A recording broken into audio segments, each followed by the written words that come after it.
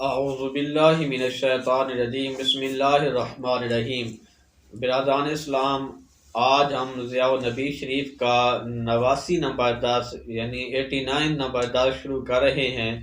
آج کے درس کے اندر ہم آپ کو حضور نبی رحمت صلی اللہ تعالی علیہ وآلہ وصحبہ وسلم کے عظیم معجزہ یعنی معجزہ شق القمر کے بارے میں بتائیں گے، جو کچھ حضور ضیاء الامت حضرت جسٹس پیر محمد کرم شاہ الازہری رحمۃ اللہ تعالی علیہ نے ضیاء النبی شریف کی دوسری جلد کے اندر لکھا ہے۔ آپ فرماتے ہیں کہ حضور نبی رحمت صلی اللہ تعالی علیہ وآلہ وصحبہ وسلم صبر ازما جد و جہد مصائب و علام کے طوفانوں میں ثابت قدمی کا محیر العقول پے در پے مظاہرہ کرنے کے بعد اسلام کی فتوحات اور کامیابیوں کا عہد زرعی دور شروع ہوا۔ ایسے معجزات رونما ہونے لگے جن کو ہر کہو میں دیکھ سکتا تھا۔ حق کا رخ زیباں اس پر آشکارا ہو سکتا تھا، لیکن کفار عرب نے تو اپنی آنکھوں پر ایسی پٹی باندھی ہوئی تھی تعصب کی کہ کس کر باندھی ہوئی تھی کہ آفتاب ہدایت کی جلوہ سمانیوں میں انہیں ہر طرف اندھیرا ہی اندھیرا نظر آتا تھا۔ ان عظیم معجزات میں سے ایک معجزہ شق القمر ہے۔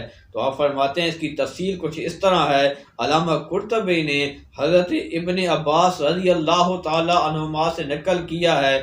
آپ فرماتے ہیں کہ ایک دفعہ مشرک اکٹھے ہو کر حضور کریم صلی اللہ تعالی علیہ وآلہ وسلم کی بارگاہ میں حاضر ہوئے اور کہنے لگے کہ اگر آپ سچے ہیں تو چاند کو 2 ٹکڑے کر کے دکھاؤ۔ تو حضور نبی رحمت صلی اللہ تعالی علیہ وآلہ وسلم نے ارشاد فرمایا، ان فعلت تؤمنون، اگر میں ایسا کر کے دکھاؤں تو کیا پھر تم ایمان لے آؤ گے؟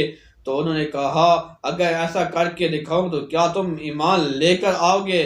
اس رات حضور نبی رحمت صلی اللہ تعالی علیہ وآلہ وسلم، چونکہ 14ویں کی رات تھی، اللہ کے محبوب نے اللہ کی بارگاہ میں دعا مانگی، التجا کی کہ مالک اس کے اندر میری مدد فرما۔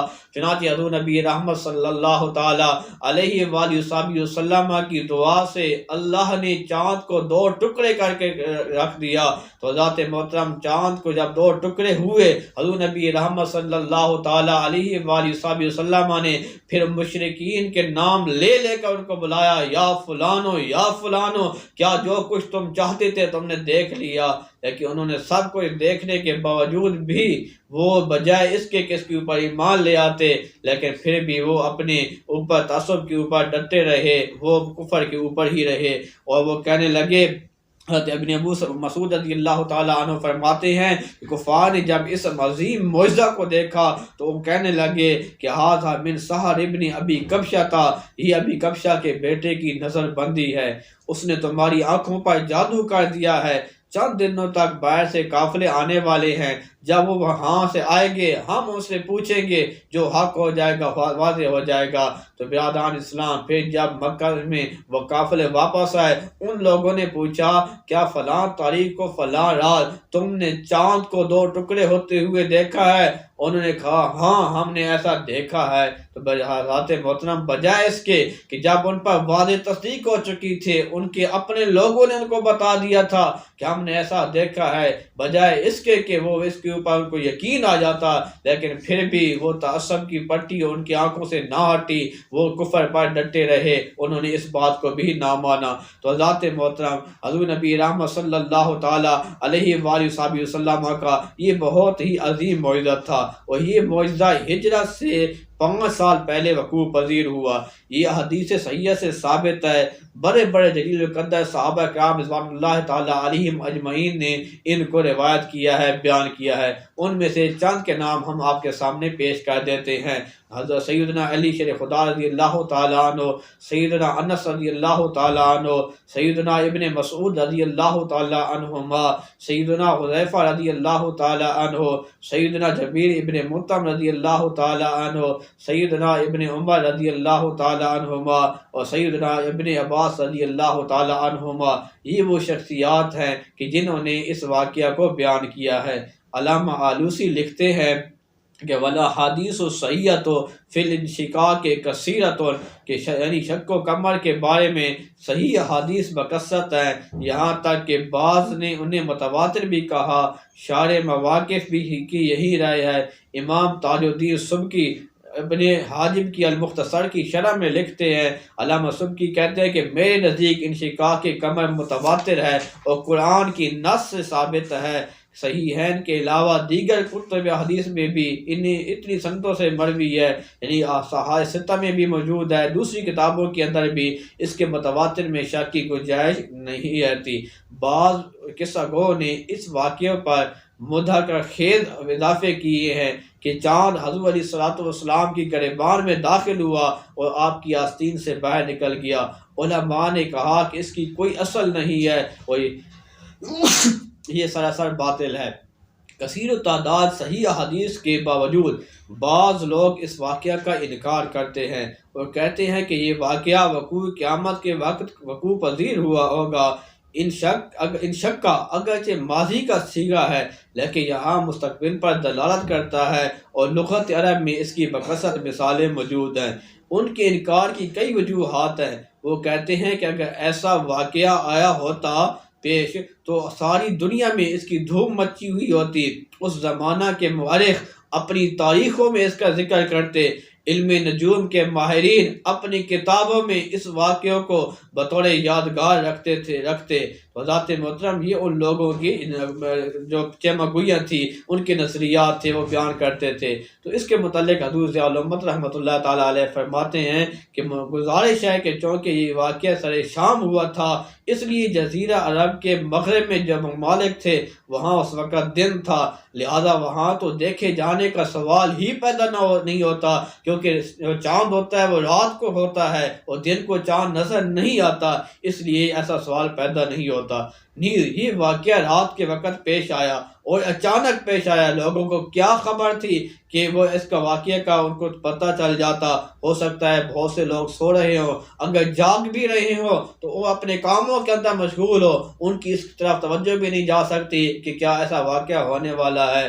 آج تو میڈیا کا دور ہے، سائنس اتنی ترقی کر چکی ہے کہ آج ہر آدمی کے سامنے میڈیا کا کوئی نہ کوئی ذریعہ موجود ہے، اس کے پاس موبائل موجود ہے، ٹیلی ویژن موجود ہے، اخبارات کے ذریعے ہیں۔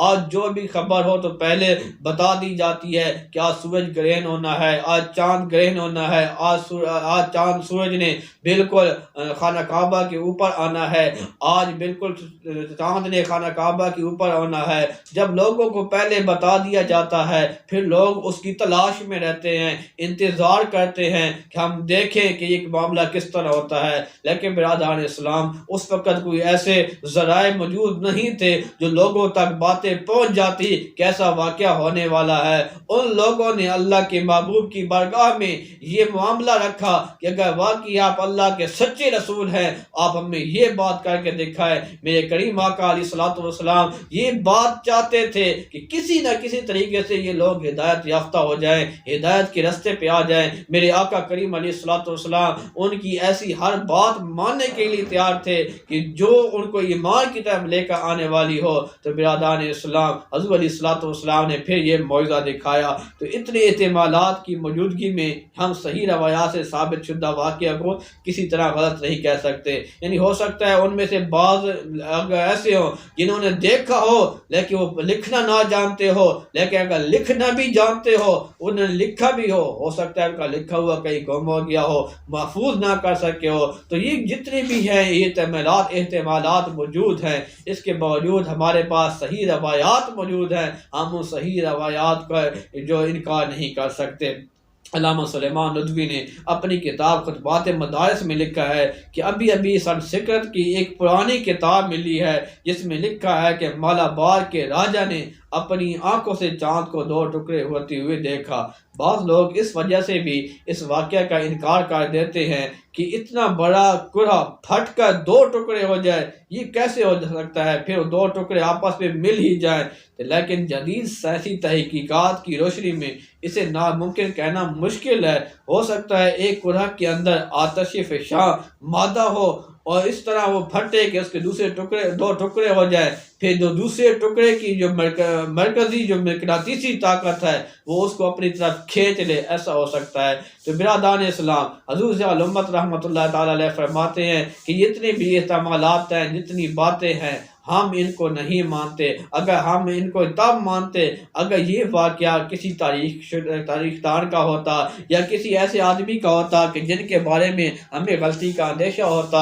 چنانچہ حضور نبی رحمت صلی اللہ تعالیٰ علیہ وآلہ وسلم سے یہ واقعہ رونما ہوا ہے۔ ہمارا ایمان یہ گواہ نہیں کرتا کہ ہم اس واقعے کا انکار کریں، ہم اس کو سر تسلیم خم کرتے ہیں، مانتے ہیں کہ ایسا واقعہ ہوا ہی ہے۔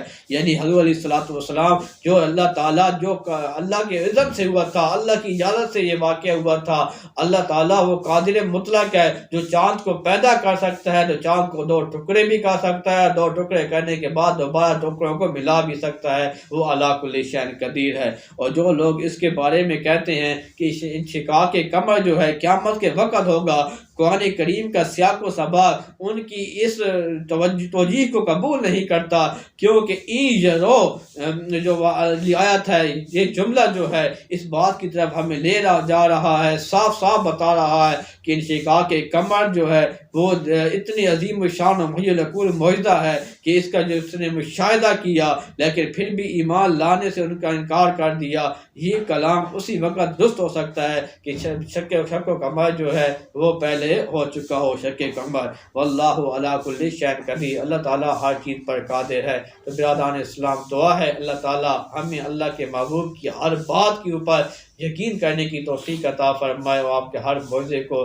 تسلیم کرنے کی توفیق عطا فرمائے۔ وآخر دعوانا الحمدللہ رب العالمین۔